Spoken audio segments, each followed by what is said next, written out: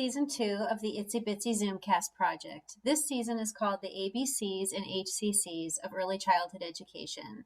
We're using the letters HCC in the title of every episode this semester to celebrate the 75th anniversary of Holyoke Community College. Today's HCCs are Healthy Children and Communities. Thanks, Liz. I'm so happy to have everyone here. HCC Practicum students are again serving as guest hosts on the Itsy Bitsy Zoomcast. So I have 3 students with me here tonight. Give a wave when I say your name. So I have Ashley Marie Figueroa, Samantha Montanez, and Dawn Haskins. So these 3, along with their peers in class, have been having some online discussions about the topic of trauma in early education and care, and how that plays into their practice and their roles as current practicum students and as future teachers. So we've been looking at the work of Dr. Burke Harris, and we watched her TED Talk. And the students are really exploring this question about, are you a protective factor in your role as an early childhood educator? And this is a topic that the students really want to learn more about, especially as they prepare to serve students and families post-pandemic, because that's a really unique situation that we're coming together around. So to help them learn more about the topic and ask the questions that they have, we have some experts with us. So our 2 guests joining us tonight are Professor Allison Rovat and Sarah Patton, and I'm going to have them both introduce themselves. So Allison, could you tell us a bit about yourself? Sure. Thank you so much, Sheila, for having me. And thank you to the team who put this together. I'm really excited to be here today to talk about one of my favorite topics.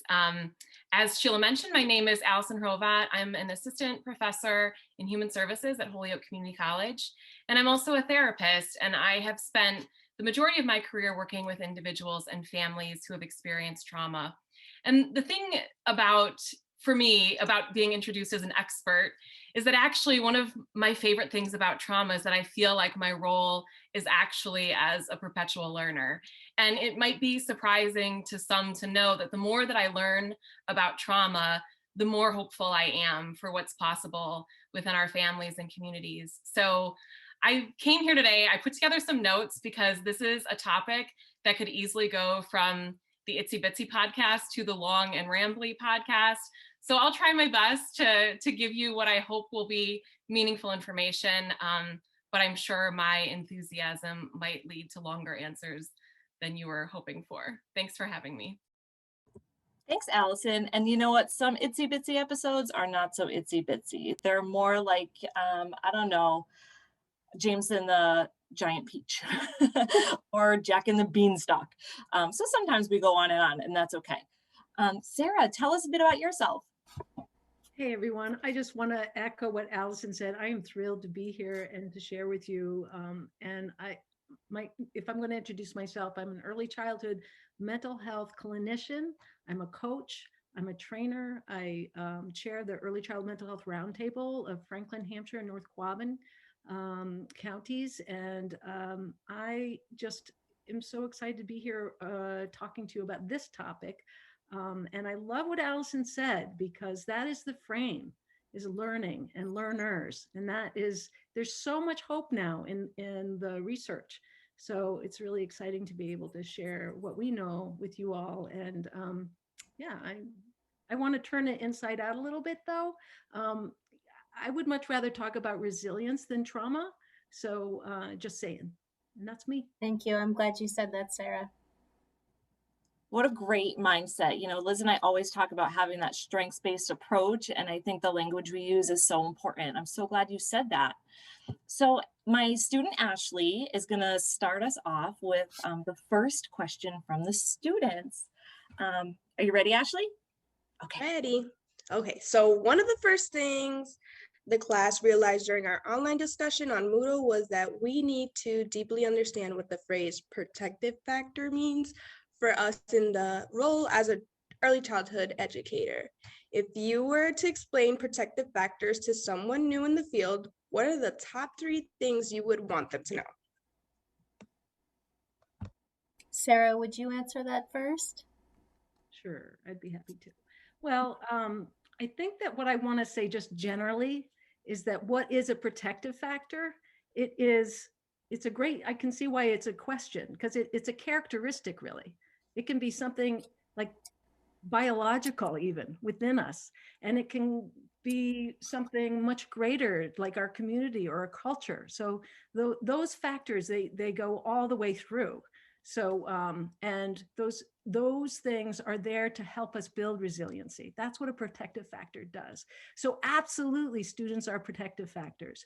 And the way I want to frame what I want to share with you around that is that we have to think back about what is social emotional wellness for young children. And we're all just big kids anyway, right? So the first is really, and I think this comes from 0 to 3, their definition, but it's really about that developing capacity to have relationships, right? Right. So that's number one.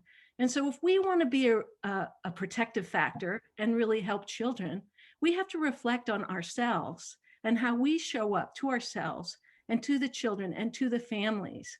And so what are we bringing to the situation? How are we taking care of our relationship to ourselves? And that darn inner critic that's always there taking us down these awful rabbit holes. Because once you enter that room, right?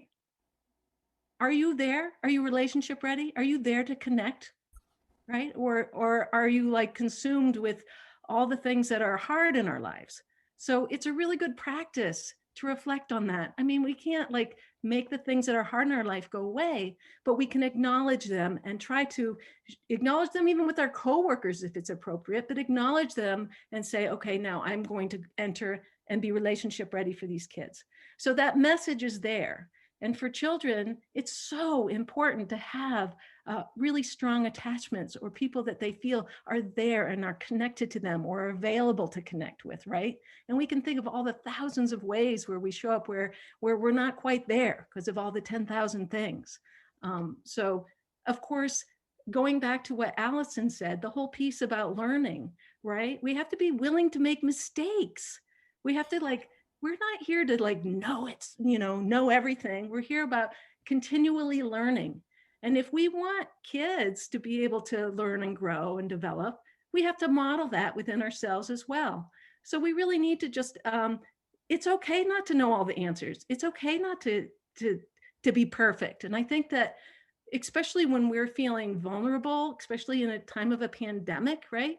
We can start to just sort of feel like judged or defensive, and that inner critic is just let loose.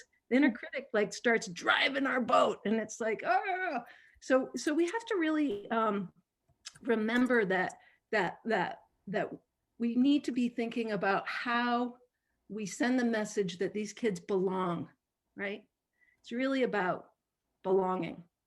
I think that's, I have so much more to say, but I think I'll stop there and pass it to Allison. Don't worry, we have more questions for you, Sarah. You're going to get to share more. So a lot of my thoughts on this topic overlap so well with what Sarah just said. I think that one of the things that I feel is really a metaphor for all of the ways we respond to trauma is the process of trauma in our brain in and of itself.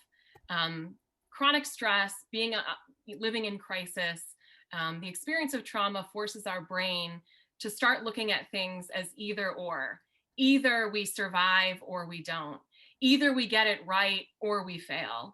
And I think that there's a risk of us using that same template when we talk about trauma, and especially when we talk about protective factors. Protective factors are not an all or nothing proposition. I remember one of my early jobs at a clinic years ago, as part of the intake form, we would ask about all these different family factors. And then there was a little box like protective or risk. And it's a false choice, because if we look at a family who has endured chronic poverty, for example, if we lump all of their experiences as a risk factor, we miss all of the resiliency that they've demonstrated in the face of that. And so if we start trying to dichotomize everything into either or, we miss the opportunities that are embedded in the middle space. And I think when we think about the crisis that we're living with now, that's where we find opportunity. That's where we find the growth factors. So for me, the first thing that's important about protective factors is knowing that it's not either or, and knowing that these are not things we're born with. These are things that we develop through our relationships, through our ability to keep showing up even when we don't have the right answers. Our ability to connect with children allows their brains to grow, and their brains grow in response to the relationships that they're able to engage in. So showing up and being present, and also moving away from thinking that the way that kids demonstrate self-efficacy and resilience is by succeeding at tasks that we create for them, but rather the moments where they choose their own adventure and they choose their own things to be capable at and to be confident in. And so the more we can offer some spontaneity within the structure of really safe and clear boundaries, the more we can allow them to develop some of their own resiliency. I think that so many things about the preschool classroom are exactly what we all need to recover from the experience of trauma. And in fact, I think like the recovery plan from the pandemic should be that all adults need to go to preschool for like 4 days, because so much of the way that that environment is constructed is about building the brain, is about allowing these different entry points for protective factors, is about getting to have a different concept of what community means, what community looks like. And it's about looking at parents and caregivers and other people in the children's lives, not as good or bad, but as learning along with the growth of their child. Well, I don't know about you, Sheila, but I'm doing a lot of emphatic head nodding right now, listening to Sarah and Allison.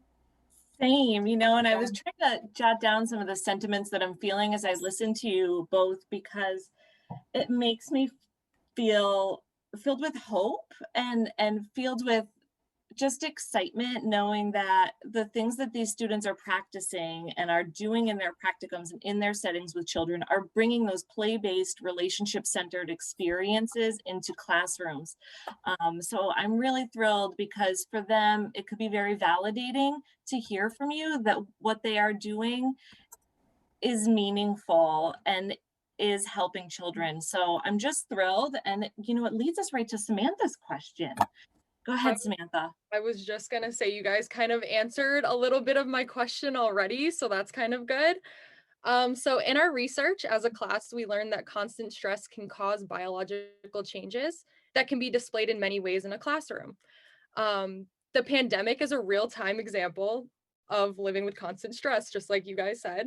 What are some things that a teacher can do to create a nurturing learning environment that encourages children to express themselves through play and social interaction? And if Allison, you want to start us off with this, that'd be great. Samantha, I love your question, and I could talk about this for a semester. In fact, I do. HSV 141, tell your friends at Holyoke Community College. So I'm going to really try and focus on what I think are the things that get to the heart of this question. First of all, as we've already mentioned a little bit, I don't think we can create a trauma-informed environment if we're not attending to ourselves as the host of that space, as the person who can hold the space for what kids need. And so I think it's really, really important, and is not just something that should be put on the list of things that we do when we have time, that we really monitor, and especially all of you starting out in the classroom, really monitor how you're doing. One of the things I've been able to do over the course of the pandemic is a lot of different trainings with staff and faculty and other groups to talk about the experience of trauma. And one of the things that people have been saying recently is that they remember this feeling of energy and excitement and adrenaline that came with the initial crisis. And all of a sudden, people were innovating all of these new things. And now people are feeling the pain of real burnout that comes from trying to maintain a pace that was never meant to be permanent. And so I think it's really important for us to think about and to really acknowledge and allow space for the things that we're struggling with, and to make sure we're getting resources and supports for those things. As I mentioned, I think that one of the great things about a preschool classroom is that the best preschool classrooms are built to grow the brain. And I think that there's so much there that we can build on. One of the things that we know trauma forces people to do is to live in a reality that's more split between the past and the future than it is grounded in the present. And when we think about kids in a safe space have a wonderful and potentially destructive ability to live exactly in the present moment. Children are tuned into their senses. They're learning about what they smell and what they hear and what they see. They're learning about their bodies and what it feels like to move them, how much space their bodies take up. And the great thing about all of that is that when we look at the different kinds of interventions that support recovery from trauma, it's all of those things, because so much of trauma is stored in our senses and can be healed through our senses. So allowing kids to be able to do what they do and to support them in doing that is really important. I also think that there's some just general guidelines. Somebody mentioned setting boundaries, and I think that boundaries are so important to the experience of feeling safe and healing. And boundaries are not about saying no, but about creating those spaces where we know we can always say yes, where we can always support what the kids want, what the children want to do within that space. I also think as much as possible, being able to tell kids what's coming next. And more importantly, when we can't do that, because obviously we haven't been that great about that for the past year, right? That we allow lots and lots of that we expect that children are going to need much more time and care in their transitions from one activity to the next. Because think about the transition that they've experienced in the last year of their life. All of a sudden, no preschool or Zoom preschool. All of a sudden, face masks and new rules and caregivers who are worried, and all of those transitions.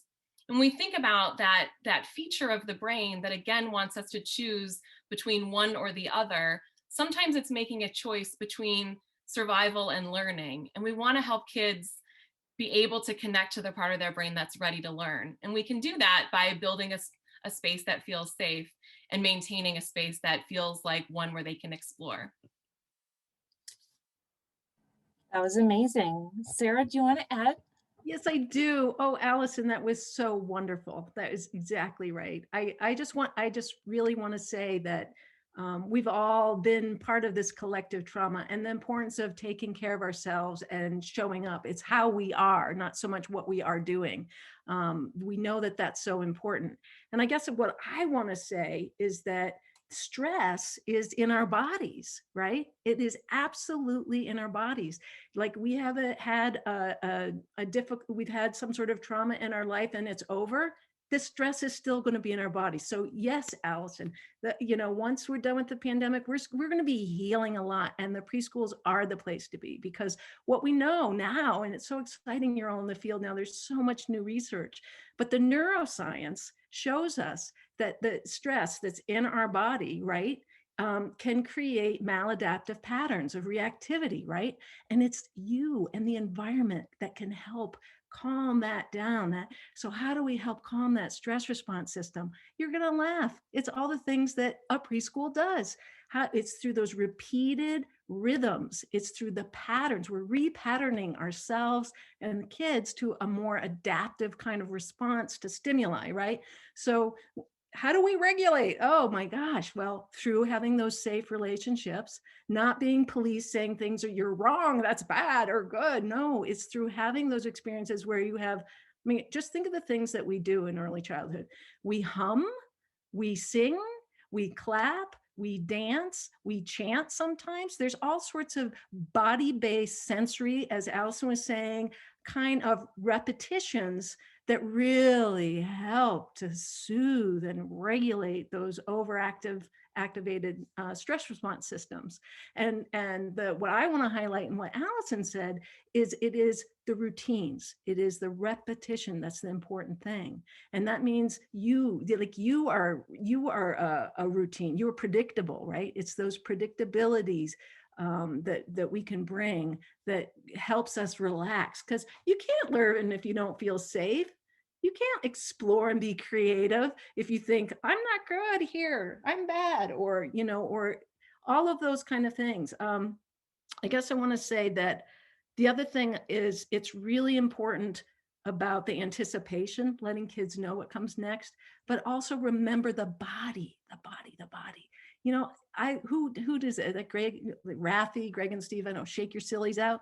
That is really important because it gets stored up and we need to release it. So I love that. I also know that, you know, you have perception, what you see, but there's also this new concept of neuroception, which is what your stress response system is reading from the environment. And so when you are just like, right, because you're frustrated by something, kids read that. And if they have an overactive stress response system, they're like, danger, danger, right? And so the way we can be is like, we have to just be present and open our face up and be as look, we're all learning too, right? We can make mistakes too. So, but as much as we can, when we can, it makes a huge difference. I could go on, but I think I'll stop there.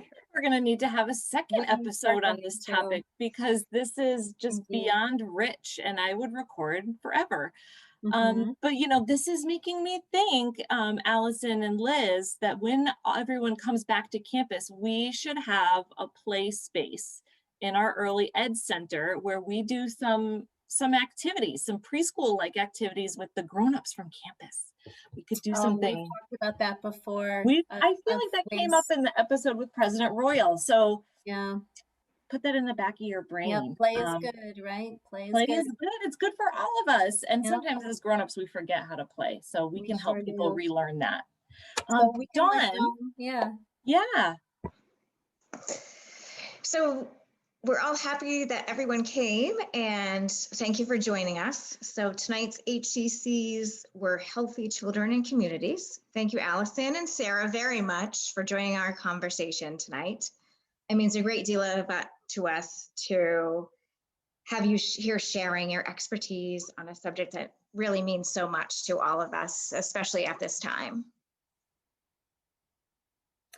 So now in season 2 of the Itsy Bitsy project, we like to close with an action step. And so on this, tonight, we're going to invite you to check out the wonderful resources about resiliency. Thank you, Sarah. Resiliency and trauma-informed care that are available in this episode's show notes. In particular, we're putting in a link to try out what's called the Pyramid Model Trauma-Informed Care Checklist, and I'm going to have Sarah briefly explain what that is. Well, I don't have time to give it justice, but what I would say is it's more than a checklist. It's really a set of practices that are really centered around what you're already doing, which is providing environment and interactions that promote safety and that feeling of security so children can explore and learn. So it's a way for you to deepen your practice, dial up all the practice. You can look at that and go, oh, I do that. Dial it up. These are the things that are evidence-based and are known to support children in building their resiliency. Thank you, Sarah. And if you're seeking more training on the topic, please note that Strong Start is offering pyramid model trainings offered in the spring. And if you go to eecstrongstart.org, you'll see other offerings that cover the topics of resiliency and trauma-informed practice. Thank you all for being a part of this really special and meaningful episode. Thank you to Samantha, Ashley, and Dawn for their hard work, and all your peers in class who brought this conversation to this episode. And Sarah and Allison, thank you for taking time out of your day to join Liz and I on the Itsy Bitsy Zoomcast. Thank you so much.